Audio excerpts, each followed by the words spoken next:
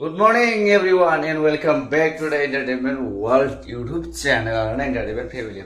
So बरावनाय जाहैबाय नोंथांमोनखौ बिश्वकर्मानि नामै आरोना बयहाबो गोसो मोजां लानानै गोसो गोथार लानानै गाव गावनि न'खरनि सिखा रुवा गारि बरा बयबो दिनै सम्पुर्ण बुस्थुखौनो फुजा होगोन नङा होमबा रायजोबो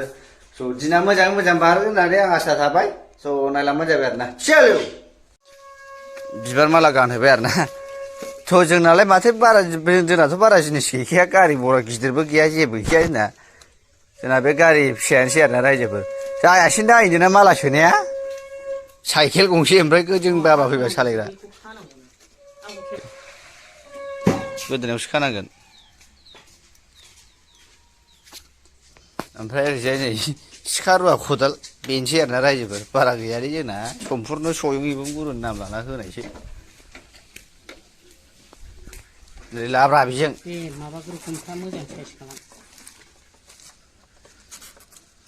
नै बेखौ गोदोनाजों लांब्रा माथो जाबाय दा खाबाय दा दे होमबालाय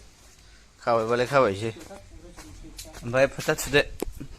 दिनै बिश्वकर्मानि प्रसाद मागिनानै जाबा मेरला खुसेर कासा बुट मेरला प्रसाद मागिनानै मोनजागोन दिनै गामि गामियाव रायजोफोर आरोना थ' ओरैहाय माने रायजोफोर प्रसाद राननाय सोलिबाय आरोना जोंना दा ममाहाय माने प्रसाद रानगासिनो दं आरोना मोदायफोरनो मालाय जाग्रा होआबा मोदायफ्रा गोजोनो बाब बाब बाब बाब बाब आजां गाजां होनांगौ देग्लाय फैसा गैयिखायसो एसे खम बानायबावबाय नङाय खालमासि नोगोर बानायगोन खोथा गैया देग्लाय फैसा गैयाना बांद्राय ओंखायनो एसेल' नैबा मा बुस्थुथाय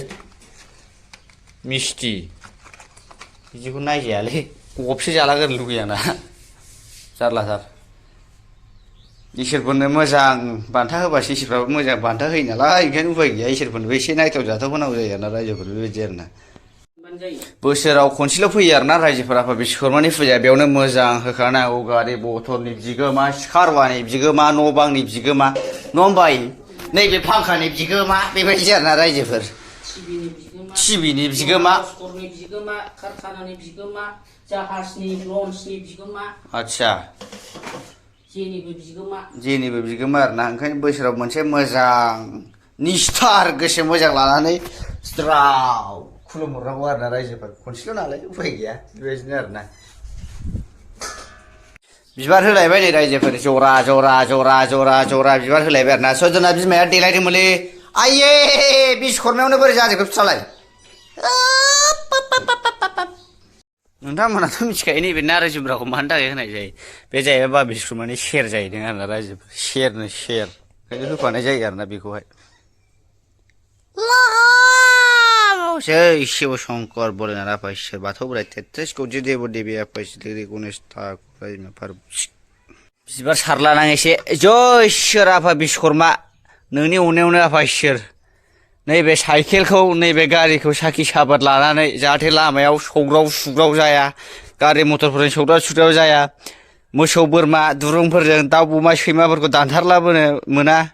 जेरै गारि बराफोरजों सौग्रावलाबायोमोन बेफोरखौनो रायजो खालामनानै शिब शम्भ बोलनानै दहाय लानानै तेत्रिस कौटि देव देवी आफा इसोर गणेश ठाकुरनि दहाय लानानै आरोबाव बिनि फिसा फिसौनि सबाय लानानै बै सान राजानि समाय लानानै आफा गणेश ठाकुरनि समाय लानानै होमबा बिश्वकर्माखौ नैबेहाय ओरै जारिनानै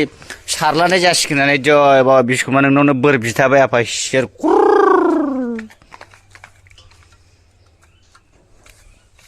बेखौनो मोजां गोजोनदो बाबा बिश्वकर्मा ओम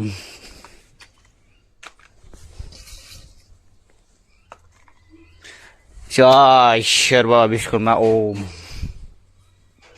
जायनो आंनि गोसो थोनाय हिनजावखौ जायनो लांगोन खर' देलागेन जायनो आंनि गोसो थोनाय हिनजावखौ जायनो लांगोन बिखा गब्लंगेन मदिरे मटन सिंगिरि फाइले करिरे पिरे जाय थ' बेखिनियानो आरोना एन्टारटेनमेन्ट फेमिलिफोर आसा खालामो बयबो एन्टारटेनमेन्ट फेमिलिफोरनि दिनै बिश्वकर्मा फुजाया मोजाङै मोजां थांथोंसै जै जाथोंसै होननानै आरोना रायजोफोर स' माने बेखिनियानो आरोना स' बाय बाय लोगो मोनगोन नेक्स्ट भिडिअ'आव